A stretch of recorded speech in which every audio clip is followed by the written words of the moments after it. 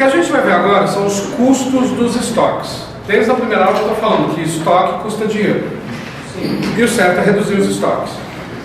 Quando a gente compra e guarda, tem 4 tipos de custo. Custo de armazenagem, que é o custo de guardar. Existe o custo de pedido, que é o ato de comprar.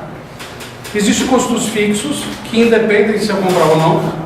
E existe o custo pela falta de estoque, que são os piores, porque não dá para quantificar. Vamos ver um de cada vez.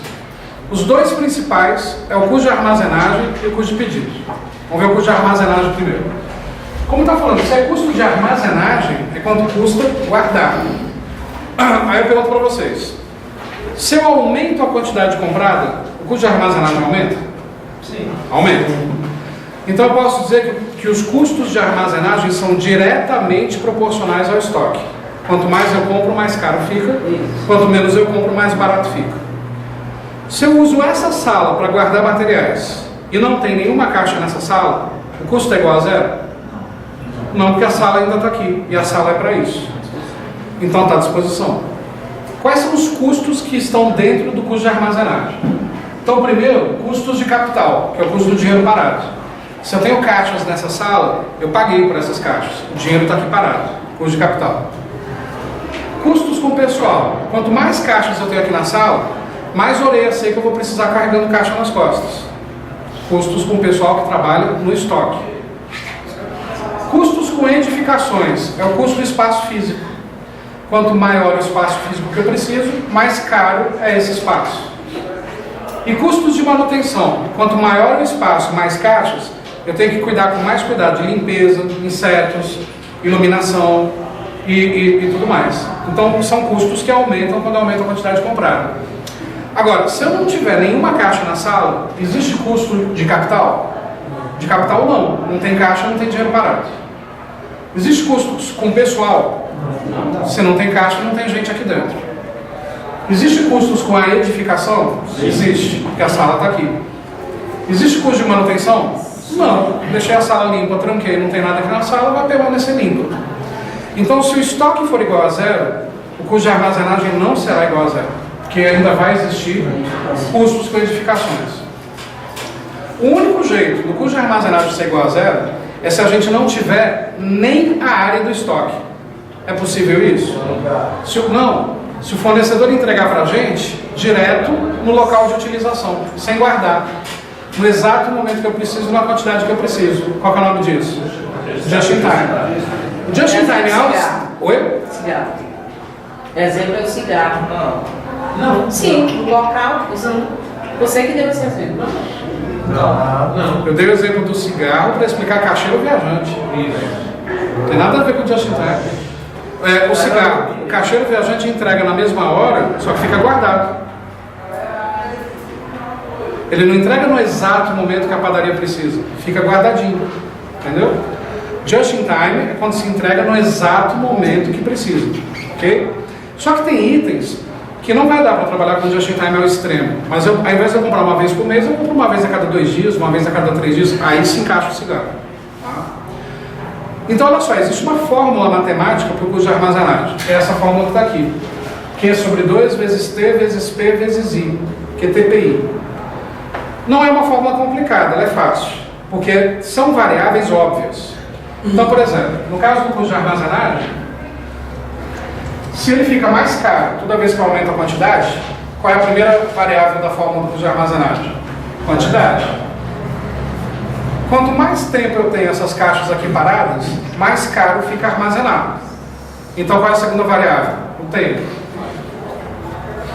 Se eu tenho caixas paradas aqui na sala, eu tive que pagar para o fornecedor. Qual é a terceira variável? O preço de cada caixa. E a quarta variável, que a gente chama de I, isso é chamado coeficiente de armazenagem. Isso é uma taxa interna que as empresas calculam, que não vai cair na prova para você calcular, tipo, chegando à seguinte conclusão: guardar estas caixas equivale a 15% do preço delas. Isso é uma fórmula interna que o software já dá para a empresa. Então, qual que é a fórmula do custo de armazenagem? Multiplicar essas 4 variáveis: quantidade, tempo, preço e esse coeficiente. Quando eu vi isso na faculdade, eu achei a fórmula até óbvia. Só que o professor falou uma coisa, que essa quantidade tem que ser dividida por 2. Aí eu levantei a mão. Falei, professor, eu até entendi a fórmula. Quantidade, tempo, preço, coeficiente, faz sentido. Mas se eu quero calcular quanto custou guardar 100 caixas aqui na sala, por que eu vou dividir por 2 e fazer por 50? Sabe aquela pergunta que o professor de faculdade não espera? E aí, geralmente, qual é a reação de um professor de faculdade quando tem uma pergunta que ele não sabe responder? Ele fecha a cara, te olha te matando, né? E aí a resposta dele, não sei, só sei que é assim. Chicó, né? Você vai questionar um professor de faculdade? Não, porque senão ele vai ficar de marcação com você. É melhor não questionar. Você aceita. E assim ficou. Não sei, só sei que é assim. Beleza, tem que dividir por 2. Anos depois, quis o destino que eu me tornasse professor dessa matéria aí em faculdade. Quando eu estava preparando as aulas, eu falei, meu Deus, se alguém me perguntar isso, eu preciso estudar. A gente tem no Brasil 9 autores de materiais. Peguei os 9 autores. Nenhum dos 9 explica por que a quantidade tem que ser dividida por 2. Então, caí de joelho no chão e pedi a Deus que nunca chegue esse dia de alguém me perguntar. Beleza. 3 anos depois, uma aluna levanta a mão, professor, por que a quantidade tem que ser dividida por 2? Qual foi a minha resposta? Não sei. Não sei, só sei que é assim. Beleza? Essa é a forma. Só que existe um motivo da quantidade ser dividida por 2. Esse motivo, o que acontece? Eu não fiquei satisfeito com isso. Ainda mais quando a aluna me perguntou. E como eu amo administração, acho que vocês já perceberam isso pelas aulas, eu comecei a eu mesmo criar uma teoria. Só que quem sou eu para criar uma teoria? Eu não sou nada, não sou ninguém. Mas eu desenvolvi uma teoria que eu achei coerente. Primeira coisa que eu fiz, mandei um e-mail para um desses autores. E ele não me respondeu. Que eu mandei um e-mail dizendo, vem cá, a quantidade ser dividida por 2 é por esse motivo aqui? Não respondeu. Quando o autor de um livro renomado não responde, é porque você tem razão. Concorda? Só que eu também não fiquei feliz com isso, porque eu não tive resposta. Aí eu fui até o UNB, procurei professores lá de administração de materiais, procurei um professor lá bem velho, bem renomado, e ele falou, meu filho, é isso mesmo. Caramba, tem 50 anos que eu dou aula de administração, nunca pensei nisso. Por que você não escreve um livro? E aí ele me incentivou a isso. Essa apostila que eu mando por e-mail é o embrião do meu livro, que deve sair até o final do ano. Só que eu vou melhorar, tal, enfim. Eu desenvolvi uma teoria que eu vou explicar para vocês. E ela é coerente. Vamos conhecer a teoria primeiro e eu continuo a falar. A gente vai ver mais tarde algo chamado gráficos dente de serra. O que é um gráfico dente de serra? Ele tem esse nome porque o formato lembra os dentes de um serrote. Então, explicando isso melhor, deixa eu tirar a iluminação daqui para poder fazer isso aqui na tela para vocês. Aqui mais baixo. O que é um gráfico dente de serra? Um gráfico dente de serra, ele tem esse nome justamente por isso, porque lembra o formato de um serrote. O que um gráfico dente de serra mostra para a gente? No eixo X é o tempo passando, no eixo Y é a quantidade sendo consumida. Isso é um gráfico de controle. Então, por exemplo, aqui em cima, na linha pontilhada, é o nosso estoque máximo. Então vamos supor, 100 caixas é o nosso estoque máximo. O tempo está passando e eu estou consumindo essas caixas, está diminuindo a quantidade. O que tem que acontecer nesse exato momento que o estoque chega a zero? A reposição. A compra tem que ser antes. Mínimo máximo? Não tem nada a ver com mínimos máximos aqui não. A reposição tem que ocorrer aqui. E aí chega ao máximo de novo. Para que a reposição ocorra aqui, eu tenho que ter feito esse pedido quando? Antes. Que é o nosso chamado, que a gente já viu, ponto de pedido. Que é o exato momento do estoque que eu tenho que pegar o telefone e fazer o pedido. Vamos imaginar que o tempo da reposição do fornecedor é de 15 dias. E aqui é o intervalo de um mês, janeiro. Se o tempo da reposição é de 15 dias, aqui no meio, qual vai ser a quantidade para ser esse ponto de pedido? Nesse caso, 50. Esse 50 é o nosso PP, ponto de pedido. Quando chegar em 50 caixas para acabar o estoque, pego o telefone e faço o pedido. 15 dias vão se passar, e nesse exato momento que o estoque chega a zero, é o nosso tempo da reposição. E o estoque tem que ser reposto aqui. Porque se o fornecedor não entregar, fiquei na mão. E aí deu merda. O que acontece? Isso é um gráfico de controle. Eu vou fazendo esse gráfico, ano a ano, mês a mês, ano a ano, enfim, para eu perceber de quanto em quanto tempo tem falhas do fornecedor. Fazendo o gráfico, a gente percebe, caramba, a cada 3 meses o fornecedor pisa na bola. O que eu tenho que fazer? Se eu quiser manter aquele fornecedor por alguma razão, adotar o estoque de segurança trimestral. Não, todo mês ele dá uma pisadinha de bola, vou ter que ter um estoque de segurança contínuo para tomar decisões. Mas depois a gente vê os tipos de dente de serra. Observe o seguinte, este retângulo é um mês, certo? No começo do mês eu tinha 100, no final do mês eu tenho 0. Você concorda que o custo de armazenagem só pode incidir sobre as caixas pelo tempo que elas ficaram armazenadas? A partir do momento que uma caixa sai do estoque, não incide mais custo de armazenagem sobre ela, concorda? Se no começo do mês eu tinha 100, no final do mês eu tenho 0, posso dizer então que deste retângulo inteiro, que representam as 100 caixas, essas caixas ocuparam o nosso estoque pelo tempo da metade desse retângulo. Por isso que é dividido por 2. É uma média. Uma média simples. Essa é a razão da quantidade tem que ser dividida por 2. Só que isso não está explicado em livro nenhum. Explicação simples, é o óbvio. Mas é um óbvio que ninguém nunca escreveu. Que ninguém nunca pôs no livro. Mas é por essa razão. A não ser que o enunciado falasse para a gente o seguinte: compramos 100 caixas e elas ficaram no estoque o mês inteiro, não vendemos nenhuma. Qual foi o custo de armazenagem desse mês? Aí, para esse mês, eu não deveria dividir por 2. Mas a fórmula não é assim. Tem que dividir por 2. Por essa razão. Só que se eu explico essa razão, que é uma conclusão minha, você aprendeu, beleza. Só que o que é mais fácil de você lembrar na hora da prova? Da explicação teórica do porquê que é dividido por 2 e com isso não esquecer mais de dividir por 2? Ou a história do não sei só sei que é assim? Você vai lembrar muito mais do não sei só sei que é assim. Tem algo estranho, tem que dividir por 2. Por quê? Eu não sei, só sei que é assim. Isso você lembra. Por quê? Porque é besteira. Besteira a gente lembra, né? Então, por isso que eu conto a historinha verdadeira do não sei só sei que é assim. Eu passei por isso. Mas a verdade é essa. É por essa razão que a quantidade é dividida por 2. Beleza? Como é que isso cai em prova? Para ter algum dado aqui que é subjetivo? Não, são todos objetivos. Aí cai cálculo em prova. Para isso cair em prova, obviamente, o enunciado tem que dar para a gente todas as informações. Para o enunciado, então, dar todas as informações, isso cai em prova de que jeito? A última vez que isso caiu em prova, o cálculo, tem 7 anos. Isso foi no MPU de 2010. O que não significa que não possa cair de novo. E o enunciado era esse daqui, ó. Considere que em certa organização serão estocadas por um ano 60 mil unidades de determinado item. Considere ainda que o preço de cada item seja igual a R$3 e que a taxa anual de armazenagem de cada item seja equivalente a 15% do seu preço. Nessa situação, o custo de armazenagem anual de todos os itens será igual a R$30 mil? Basta lembrar da fórmula e jogar os dados na fórmula. Então, qual que é a fórmula? Q sobre 2 vezes o tempo, vezes o preço, vezes o coeficiente. Certo? Então vamos fazer a conta. Segundo enunciado, qual é a quantidade? 60 mil. Então 60 mil sobre 2. Não põe 30 mil ainda. Deixa sobre 2. Multiplicado pelo tempo. Qual que é o tempo? Aonde o enunciado está falando em meses? Olha só. Serão estocados por um ano.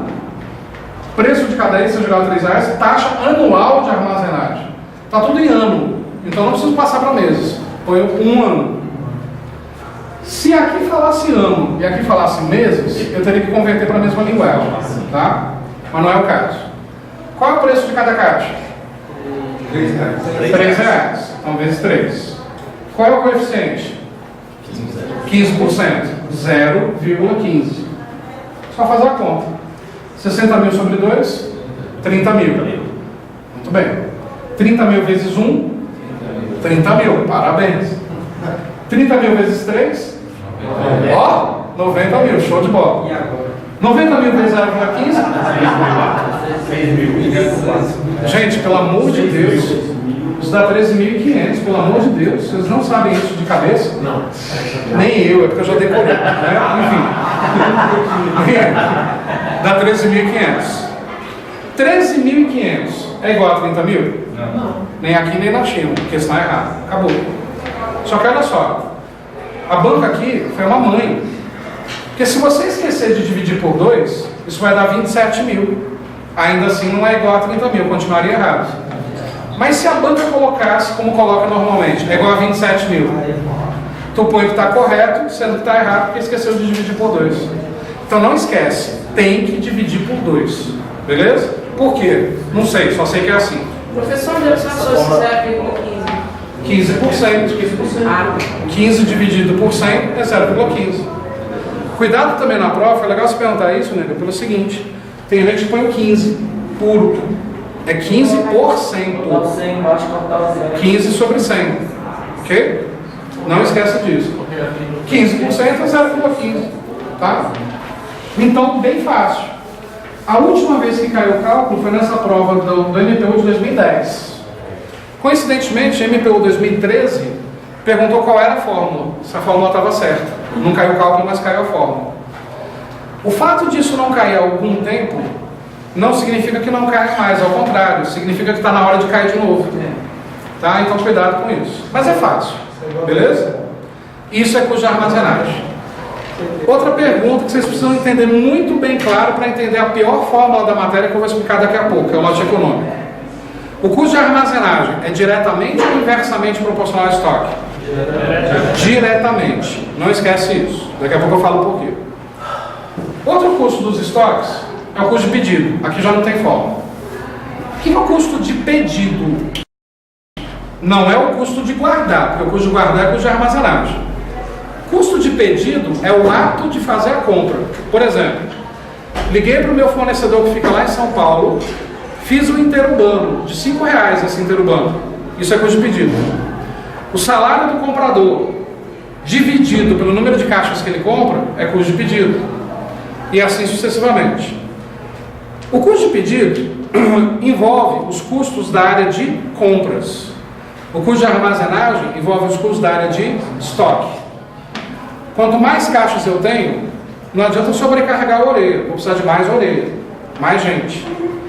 Custo de pedido não. Se eu pago R$3.000 por mês para o comprador, para fazer 10 pedidos por dia, e agora eu estou aumentando o pedido para 20 pedidos por dia, eu vou aumentar o salário dele? Não, ele ganha por hora, ganha por dia. O salário é o mesmo. Eu posso dizer que o salário é um custo fixo, independe da quantidade. Mas quando eu correlaciono o salário com o trabalho que ele executa, vira custo de pedido. Aí eu pergunto, é 3.000 de qualquer jeito que ele vai ganhar, mas é mais barato para a empresa pagar os 3.000 quando ele compra 10 caixas por dia ou quando ele compra 20? Quando ele compra 20, eu estou fazendo ele trabalhar mais pelo mesmo salário. Aí eu pergunto então, o custo de pedido aumenta ou diminui quando eu aumento a quantidade comprada? Diminui. O interurbano, que eu faço para São Paulo, R$5 por 5 minutos no telefone para comprar 1.000 caixas. Agora eu não vou comprar 1.000 caixas, vou comprar 100.000 caixas. Eu vou ficar mais tempo no telefone por causa disso? Não. Os R$5 que eu gasto para comprar 1.000 caixas são os mesmos R$5 que eu gasto de interurbano para comprar 100.000 caixas. Mas se eu dividir o valor do interurbano pelo número de caixas que eu comprei, é mais barato pagar o interurbano para comprar 1.000 ou 100.000? 100.000. De novo está comprovado. O custo de pedido diminui quando eu aumento a quantidade comprada. O custo de armazenagem aumenta quando eu aumento a quantidade comprada. Então eu posso dizer que o custo de armazenagem é diretamente proporcional ao estoque. E o custo de pedido? Inversamente proporcional ao estoque. Você não pode esquecer isso de jeito nenhum, daqui a pouco você vai entender por quê. Beleza? Olha só. O custo de armazenagem é uma via de duas mãos. Aumenta quando eu aumento a quantidade e diminui quando eu diminuo a quantidade. O custo de pedido é uma via de uma mão só. Diminui quando eu aumento a quantidade. Mas se eu diminuir a quantidade, não aumenta o valor do custo de pedido. Permanece o mesmo. Por exemplo, se eu não comprar nada, eu tenho custo de pedido? Zero. Não preciso nem de comprador. Entende? Então assim, o custo de pedido é inversamente proporcional ao estoque, diminuindo quando eu aumento a quantidade. Não existe a relação contrária. Custo de armazenagem, existem as duas relações. Aumenta quando eu aumento a quantidade, diminui quando eu diminuo a quantidade. Beleza? Guarda isso. Terceiro custo dos estoques, custos fixos. O custo fixo, eu tenho que pagar comprando ou não comprando, guardando ou não guardando. O salário do estoquista, eu tenho que pagar todo mês, tendo caixa para ele carregar ou não. Wendel, você não falou que o salário do estoquista é um custo de armazenagem? O salário do estoquista é um custo de armazenagem quando eu correlaciono com a quantidade de caixas guardadas. Se eu não correlacionar, é fixo. O salário do comprador, eu não falei que é um custo de pedido? Se eu correlacionar com a quantidade de caixas que ele compra. Se eu não correlacionar, é custo fixo. Então, o custo fixo é pouco importante para a empresa calcular isso e gerenciar. Porque os dois mais importantes é o custo de armazenagem e o custo de pedido. E, por fim, os custos pela falta de estoque. Esses são os piores. Eles são incalculáveis. Por quê? Quanto que eu perco por não ter no estoque um produto? Não dá para calcular isso. Por exemplo, vamos supor que hoje à noite você tem uma festa e decidiu comprar um sapato novo para essa festa. Você chegou na loja de calçados e não tem o sapato que você quer. O que você faz? Vai embora para outra loja. Dá para calcular. A loja perdeu R$200 desse sapato. Só que talvez você fique tão insatisfeito de não ter aquele sapato que você nunca mais na vida volta naquela loja. Quantas vendas a loja perdeu? Não dá para calcular mais. Aí você fez pior. Chegou em casa e ainda comentou com a sua mãe. Mãe, fui na loja de sapato X, não tem o sapato que eu queria, acredita? Aí sua mãe, é mesmo? É. Eu estava pensando em comprar 3 pares de sapato hoje, já não vou nessa loja. Aí sua mãe comenta com a sua tia, ó, Júnior, foi lá na loja de sapato X e não tinha, acredita? Aí sua tia, sério? Sério, vou postar no Facebook. Quantas vendas essa loja perdeu?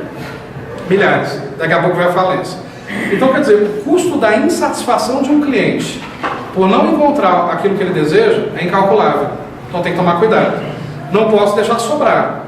Mas se a minha proposta é ter para pronta entrega, também não posso deixar faltar. Beleza? Esses são os 4 custos dos estoques. Ficou claro? A gente vai ver agora questões sobre isso. E logo na sequência a gente já vai matar de vez a pior fórmula da matéria. Ah, é? Não era aquela? Não. Pode fácil. Que é sobre 2 vezes T vezes P vezes I, que é TPI. Calma. E por que divide por 2? Não sei, eu só sei que é assim. É só o princípio das coisas, calma. Que é TPM. Não, que é TPI. Vamos lá. Questões. Diga. O senhor falou aí no custo de pedido aí que os valores são inversamente proporcionais aí. Quanto o exemplo que o senhor colocou aí, que no caso do estoquista, mas aí não tem um limite, porque dependendo da quantidade de volume de trabalho, aí teria que contratar um outro estoquista. Custo de pedido eu não falei de estoquista, eu falei de comprador. Custo do estoquista é custo de armazenagem. De armazenagem. Então, vamos lá de novo. Se eu tenho mais caixas no estoque, eu preciso de mais orelha seca carregando caixa nas costas. Esse custo aumenta. Se eu faço mais pedidos, eu não preciso de mais compradores. Claro, depende da sobrecarga. Mas um comprador que faz 10 pedidos por dia, faz 20. Então não precisa aumentar. Sendo assim, se eu dividir o valor do salário dele pela quantidade de caixas que ele compra, sai mais barato pagar o salário dele. Entendeu? É nesse sentido que é inversamente proporcional. Questões sobre isso, então, depois a gente vê a pior forma. Com relação aos custos, o controle de estoque deve focar-se nos custos de pedido e de armazenagem. Até aí certo ou errado? São os dois principais. Sim. Até aí está certo. Pois 2 variáveis influenciam no aumento do custo. O custo de pedido e o custo de capital. Só 2? Não, mais. Volta aqui no custo de armazenagem. Ó. Não está dizendo que o custo de armazenagem é composto de custo de capital, custo com pessoal, custo com edificações e custo de manutenção? Sim. Então 4 variáveis influenciam no aumento do custo, e não 2. Está falando só as A duas? questão está errada. Está falando só 2 de alguma forma, está falando. Olha só as palavras que a banda está usando na questão. Pois 2 variáveis influenciam. Não são 2, são 4. Está afirmando. É como se tivesse o somente aqui, embora não esteja escrito. Só que tem um outro erro. Se você ficou com dúvida nisso, tem um item agora que mata de vez a dúvida. Pois 2 variáveis influenciam no aumento do custo, o custo de pedido e o custo de capital. O custo de pedido não é inversamente proporcional ao estoque, diminui quando aumenta a quantidade? Não é uma via de uma mão só? Então os custos de pedido nunca vão influenciar no aumento do custo, só vão influenciar na diminuição, que é uma via de uma mão só. custo de pedido está errado, o custo de capital está certo. Mas não é só o custo de capital. Cadê o custo de edificação? Cadê o custo de manutenção? Cadê o custo com o pessoal? Então não são duas, são 4, e o custo de pedido não é uma delas. Então nesse caso, a questão é errada. Outro, os custos de armazenagem ocorrem quando há grandes quantidades de materiais no estoque por longo tempo de permanência. Os custos de armazenagem ocorrem quando há grandes quantidades de materiais no estoque por longo tempo de permanência. Ocorre. E é o maior possível, inclusive.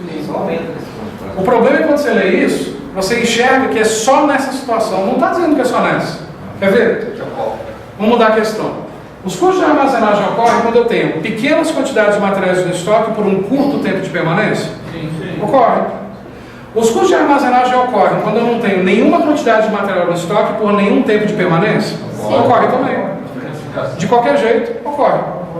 Não está falando ocorre somente, está falando ocorre. Correto. Se tivesse ocorre somente, errado. Tá? Outro.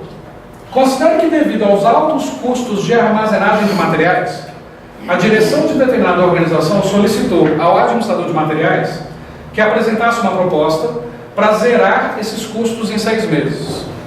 Nessa situação, uma das alternativas para se solucionar o problema seria manter em zero as quantidades dos itens armazenados.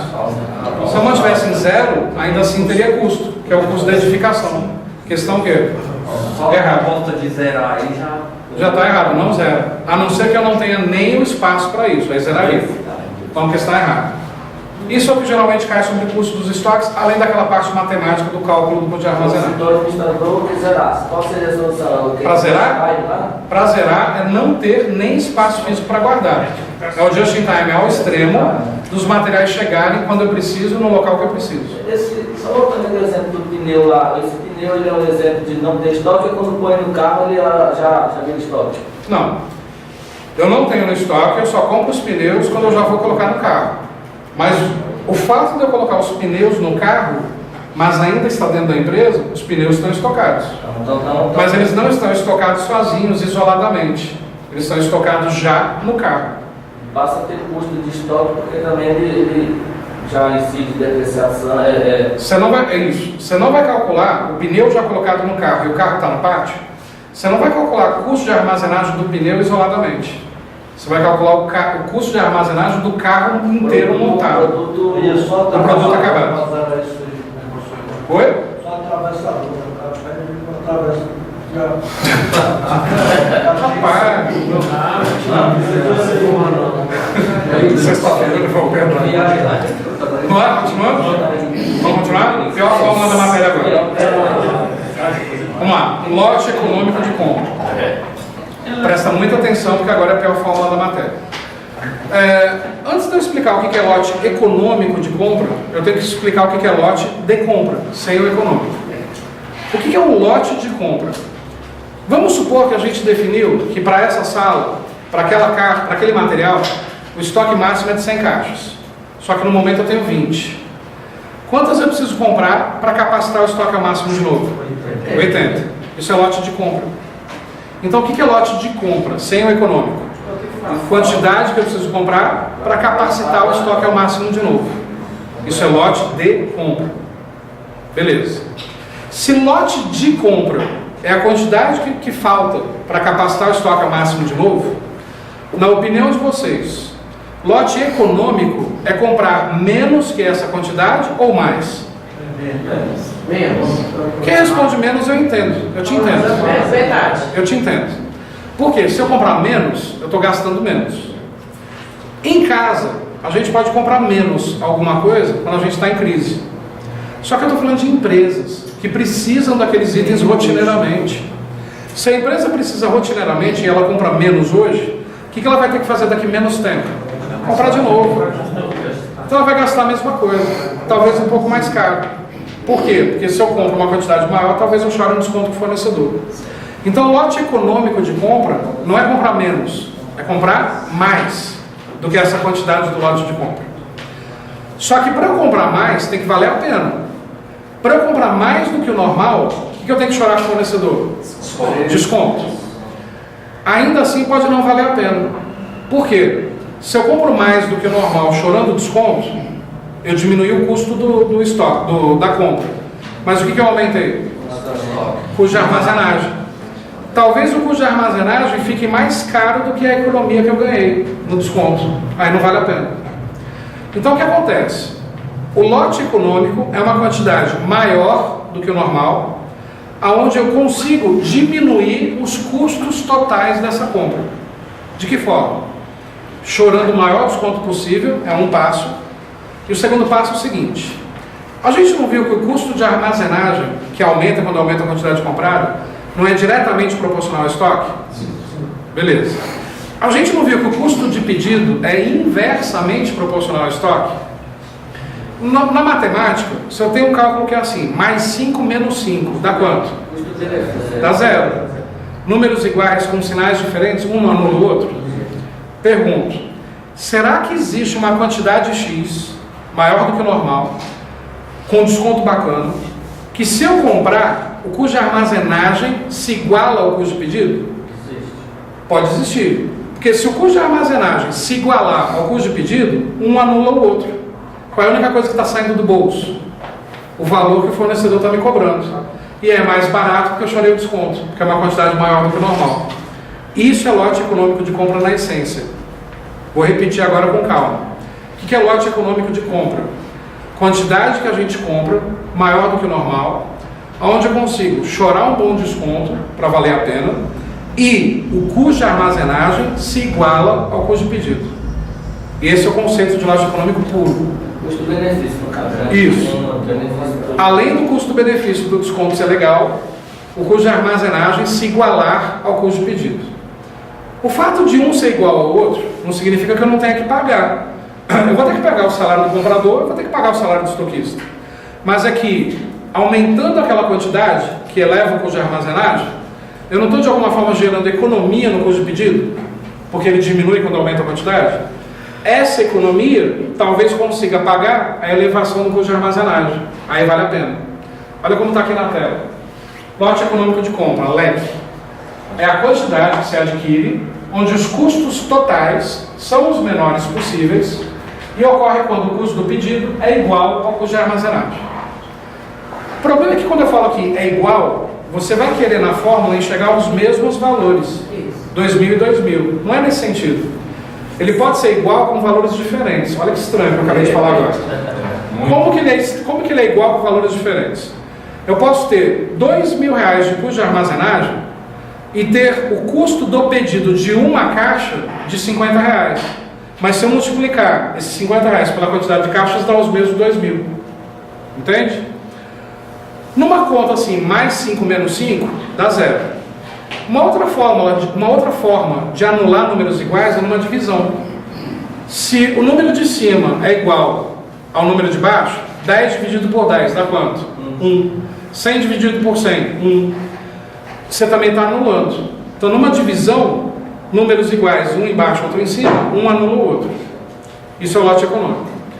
Esse cálculo que eu vou ensinar daqui a pouco para vocês, ele vai dizer para a gente o seguinte: amigo, amiga, comprar esta quantidade compensa financeiramente.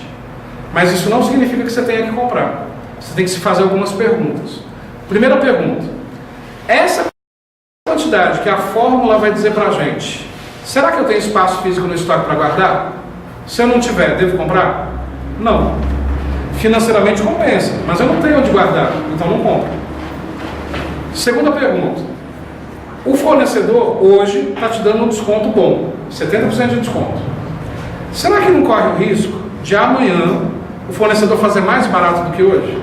Quem nunca foi surpreendido de pegar uma promoção hoje, que tem que pegar hoje, senão acaba, e amanhã o preço está menor? Isso no Brasil é normal. Se essa chance existir, não compre. Terceira pergunta: normalmente eu compro 10 caixas daquele item por mês. O lote econômico está dizendo, vale a pena se você comprar 1.000. Pô, eu compro 10 por mês. Vale a pena eu comprar 1.000? Não. Não é nem pelo espaço, faz de conta que eu tenho espaço físico. Mas é a velocidade do meu consumo. Quantos anos vão ficar essas 1.000 caixas no meu estoque? A natureza do consumo não vai se alterar, a não ser que não seja para consumir, a não ser que seja um item para revender. Comprei bem barato, vou fazer uma promoção na minha loja, compre 2, leve 5, só para gerar movimento na loja, aí pode valer a pena. E a última pergunta, será que esse item não é perecível e ele vai estragar na minha mão essa quantidade toda? Se esse risco existir, devo comprar? Não. Então, existem restrições para o lote econômico. Que restrições são essas? Olha só. Primeira restrição, espaço de armazenagem. Se não tiver espaço, não compra. Segunda restrição, variações do preço do material. Se correr o risco do fornecedor fazer mais barato amanhã, que ele está fazendo charminho hoje, não compra. Terceira restrição, dificuldade de aplicar esse conceito. Porque eu tenho que levar em consideração custo de armazenagem e custo de pedido, não tem? Um dos custos de armazenagem não é o custo de capital? Custo de capital não é o custo da inflação comendo o poder de compra do nosso dinheiro? A gente consegue prever qual vai ser a inflação no mês que vem? Semana que vem? Amanhã? No Brasil, não. Então, quer dizer, é difícil aplicar o conceito. Natureza do consumo. Eu vou consumir isso rápido ou vai ficar apodrecendo aqui? Então, não compro. E a natureza do material. É altamente perecível a ponto de estragar na minha mão? Não compro. Mais uma vez, antes de ver a fórmula. A fórmula do lote econômico vai dizer qual é a quantidade que compensa financeiramente, mas talvez não compense por causa dessas restrições. Qual é a fórmula do lote econômico?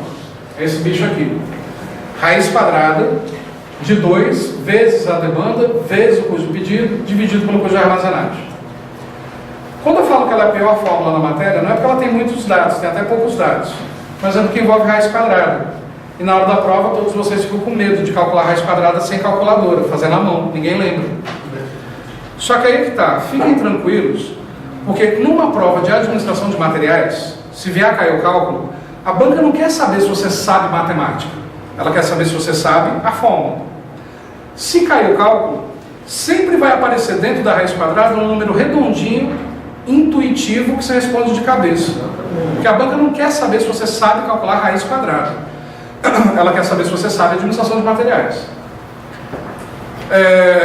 Qual é a banca mais difícil que existe? FGV, Fundação Getúlio Vargas. Qual é a prova mais difícil da galáxia? Senado. TCU são as duas mais difíceis. Pra vocês terem uma ideia, Senado. Para consultor do Senado hoje, salário inicial R$ 27 mil. Então quer dizer, pense numa prova lascada. A prova do Senado é o seguinte, tu faz a prova no domingo que vem você tem que voltar lá para fazer a de redação. São 5 redações. Uma delas é em inglês e a outra é em espanhol. E as outras 3 em português. Olha o nível da prova. Fala Cortiz ali, rapidinho. Oi? Fala Cortiz ali. Então olha o nível da prova. FGV é difícil, Senado mais ainda. Eu vou mostrar para vocês agora uma questão da FGV, que vocês vão dar conta de fazer. Antes disso, essa é a fórmula. Pode aparecer essa fórmula na prova com símbolos. Quais são os símbolos que pode cair na prova sobre essa fórmula? Pode cair assim, ó. Fórmula do lote econômico. 2 vezes C vezes B dividido por I. É a mesma coisa. C é consumo é demanda. B é o símbolo do custo de pedido. E I é o símbolo do custo de armazenagem. Então pode aparecer desses dois jeitos. Eu juro para vocês que eu tentei criar um mnemônico para você decorar a fórmula. Só que eu, como eu falei na aula de técnica de estudo, não acredito em mnemônico. Porque você errou um itemzinho, esqueceu um itemzinho, você não lembra do resto. Eu acho, lembra que eu ensinei a técnica do empilhamento? Da historinha? Eu acho que quando a gente cria histórias, você não esquece mais. Eu criei uma historinha curta, mas ridícula, de besta e de idiota, mas que você não vai esquecer mais. Quer ver? Lote econômico de compra não é quando eu compro uma quantidade maior do que o normal? Então o que acontece? Eu vou precisar para isso de um grande armazém. Faz de conta que isso daqui é a entrada de um armazém, bem largo, que é a raiz quadrada. Num armazém, eu teria os compradores e os estoquistas no mesmo ambiente. Geralmente, os estoquistas e as caixas vão ficar no mezanino ou no térreo? No térreo. E os compradores no mezanino, por uma questão de peso, de tudo isso. Então vamos colocar aqui o mezanino. Se no térreo fica a galera do estoque, então aqui embaixo eu tenho o quê? Custo de armazenagem. E em cima, no mezanino, os compradores. custo de pedido. Então, ó, custo de pedido em cima, custo de armazenagem embaixo. Se um for igual ao outro, um anula o outro. Bom, o custo de pedido, eu tenho que multiplicá-lo pela quantidade comprada. Quantidade comprada é o quê? Demanda. Essa fórmula não é estranha? É ou não é? O que tinha de estranho na fórmula do custo de armazenagem? O 2. Então, se essa fórmula é estranha, tem que ter o 2 também. Pronto. Essa é a fórmula do lote econômico de compra. História ridícula, eu sei. Mas eu acho melhor do que mnemônico. Então, quer dizer, se vocês lembrarem dessa história idiota, você não esquece mais a fórmula. Raiz quadrada, que é o grande armazém onde eu vou guardar as coisas. Tem o mezanino e tem o térreo. No térreo, obviamente, eu guardo o estoque, custo de armazenagem. Lá em cima, no mezanino, estão os compradores, custo de pedido. Tem que multiplicar esse custo de pedido, que é um pedido só, pela quantidade que eu pedi, demanda, e como a fórmula é estranha, tem que multiplicar por 2. Beleza? Se você lembrar da fórmula, você faz o cálculo. Como é que isso caiu em prova? Como eu falei, a última vez que isso caiu em prova foi na prova do Senado, Banca, Fundação Getúlio Vargas, ano 2012. Caiu de novo em outras provas, só que aí não caiu o cálculo, caiu perguntando só qual era a fórmula. Então você tem que decorar a fórmula. Olha a questão. Uma empresa compra brindes a um custo unitário de R$30. Dado uma demanda anual de 4.000 unidades e um custo de pedido de R$40 e um custo de manutenção do estoque de R$2 ao ano, qual é o lote econômico? Obviamente você tem que ter todos os dados no enunciado e lembrar da fórmula. Só que a FGV é do mal, ela é sacana. Existe aqui no enunciado um dado que não vai na fórmula, que é qual? R$30. Esses R$30 que é o custo unitário, não vai na fórmula. Só que na hora da prova, você fica desesperado com isso.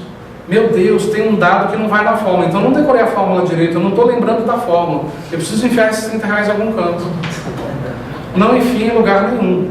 Ignora. Se não está na fórmula, ignora. O problema é essa segurança para falar, vou ignorar porque não está na fórmula. Porque eu estudei direito e lembro dela. Mas vamos lá, usando a fórmula então. Qual é a fórmula? Raiz quadrada de 2 vezes a demanda, vezes o custo de pedido, dividido pelo custo de armazenagem. Então vamos lá, raiz quadrada de 2 vezes, qual é a demanda?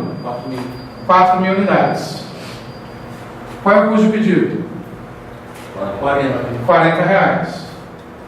Qual é o custo de armazenagem? R$2 ao ano. Acabou. Nessa divisão, corto 2, corto 2. 4.000 vezes 40, 160.000. Qual é a raiz quadrada de 160.000? Qual é a raiz quadrada de 16? 4. Então a raiz quadrada de 160.000 é quanto? 400. Resposta correta, letra C.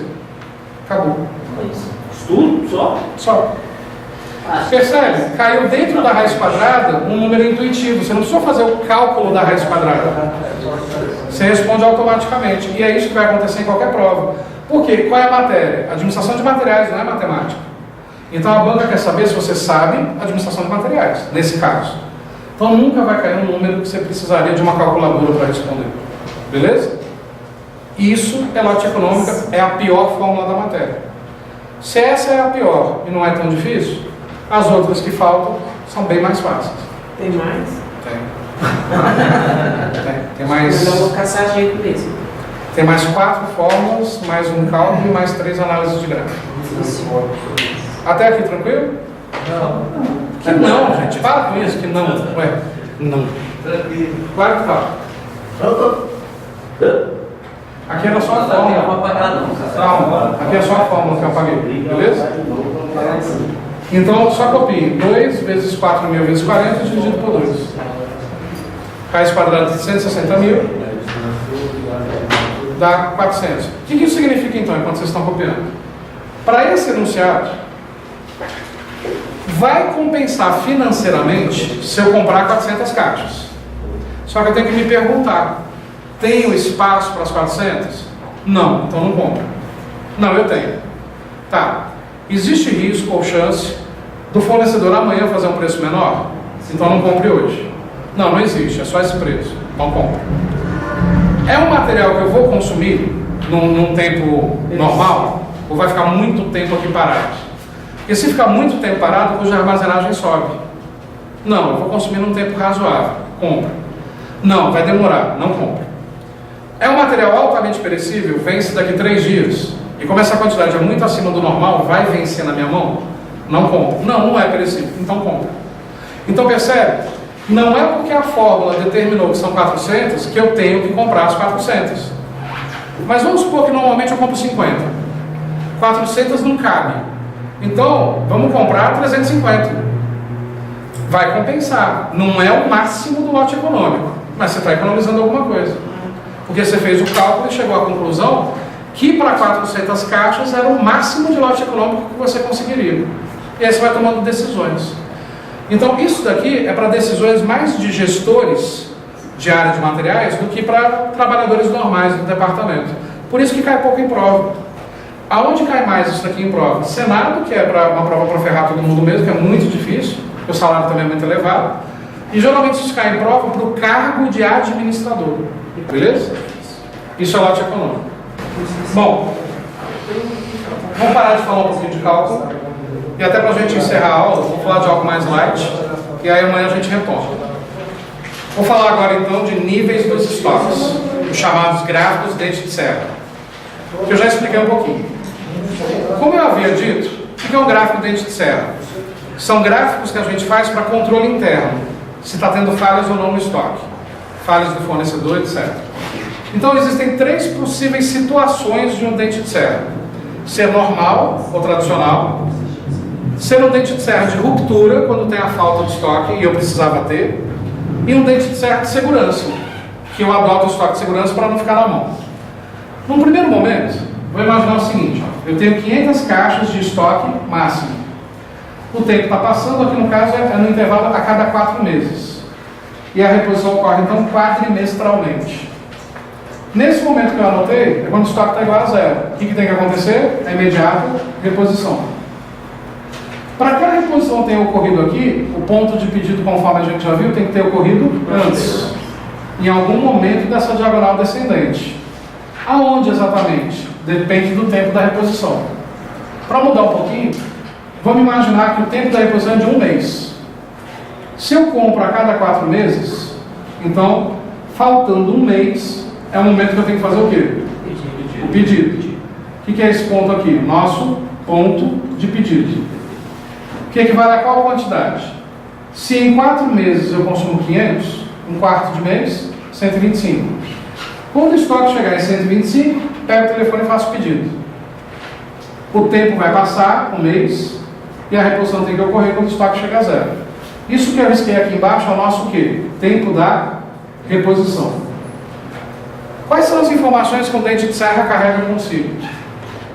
Estoque máximo, ponto de pedido e tempo da reposição.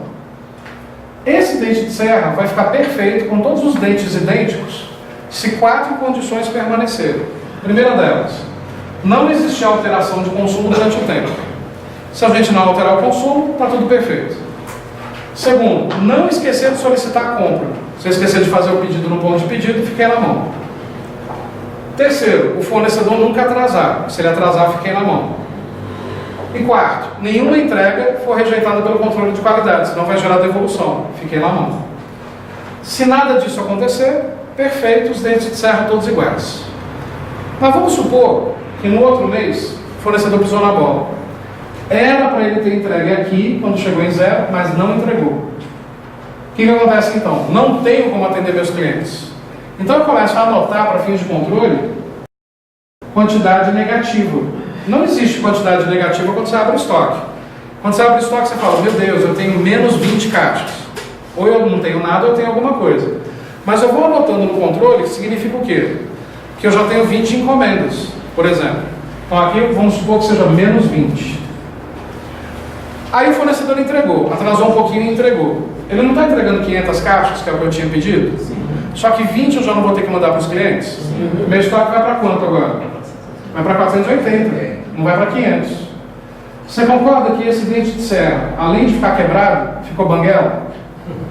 O que isso significa? Que ocorreu uma falha nesse mês.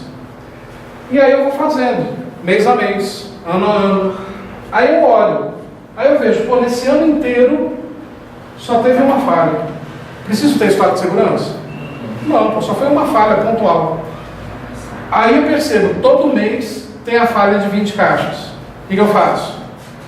Primeiro eu reclamo do fornecedor, para ele não pisar mais na bola. Não tem como. É um problema interno que não tem como resolver. Troca de fornecedor. Não posso trocar de fornecedor. Ele é o único no mercado. Sou refém. O que eu faço então? Adoto o estoque de segurança.